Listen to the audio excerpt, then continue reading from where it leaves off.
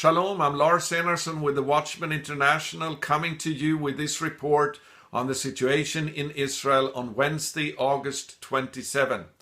Yesterday, the government of Israel agreed to an open-ended ceasefire for at least 30 days with the terrorist organizations in Gaza.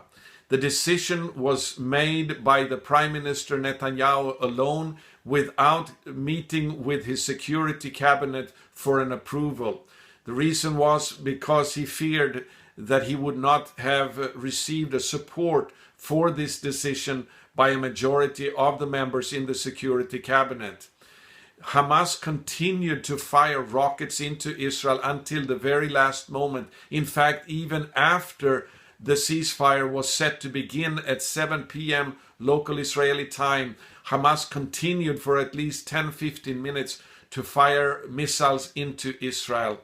One civilian died from these missiles just 1 hour before the ceasefire began, and the leaders of the communities surrounding the Gaza Strip are very disappointed with the decision to enter into a ceasefire agreement with Hamas. And they are asking the people who have fled their homes when the conflict began to not return yet until the situation has become more stable. They say that the last time that the government told us it was safe to return, it led to the tragic death of a 4-year-old boy.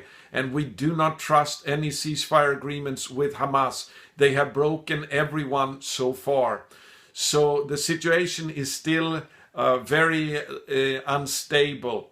And Prime Minister Netanyahu is receiving criticism for this decision, both from the left and the right.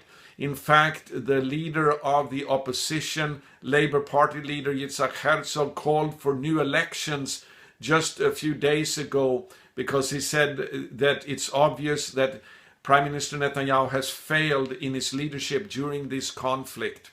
So we need to continue to pray.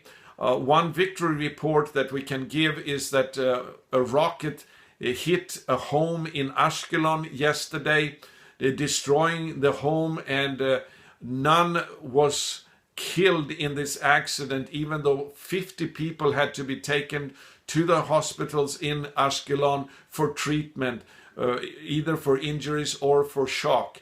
The parents living in the home escaped just 10 seconds before the rocket hit the bedroom and the bed where they had been sleeping. Also, a mother rescued her 2-year-old baby girl from her bed just seconds before the shock waves from the rocket splattered the window, and the baby's bed was filled with shattered glass just seconds after she had lifted her up from the crib to run to the bomb shelter. All of them say it's a miracle that no one was killed from this rocket that hit the home. Also, rockets have been fired into Israel from Lebanon during the last couple of days.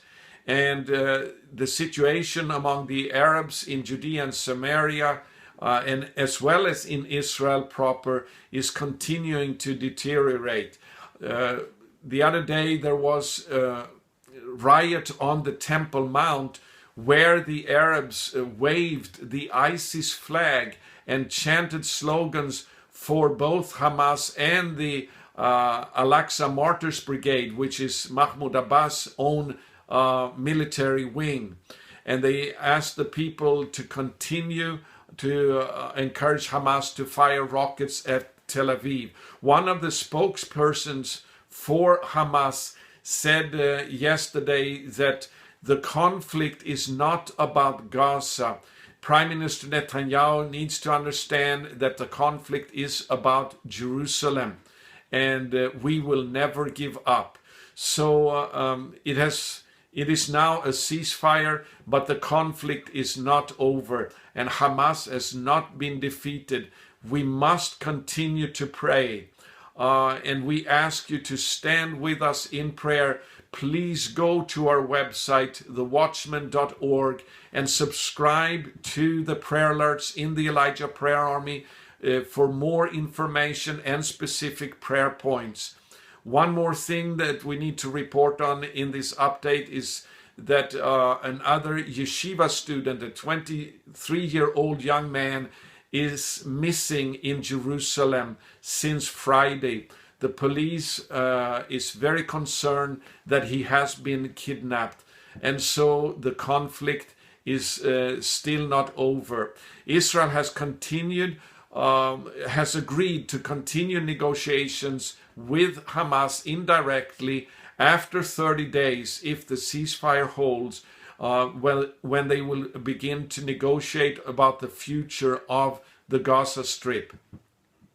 The situation in the Middle East is likened to the sand dunes in the desert. Nothing is permanent. The landscape is shifting from day to day, and it is a very volatile situation right now in Israel. So please stand with us in prayer. I'm Lars Enarsson with the Watchman International. God bless you and shalom.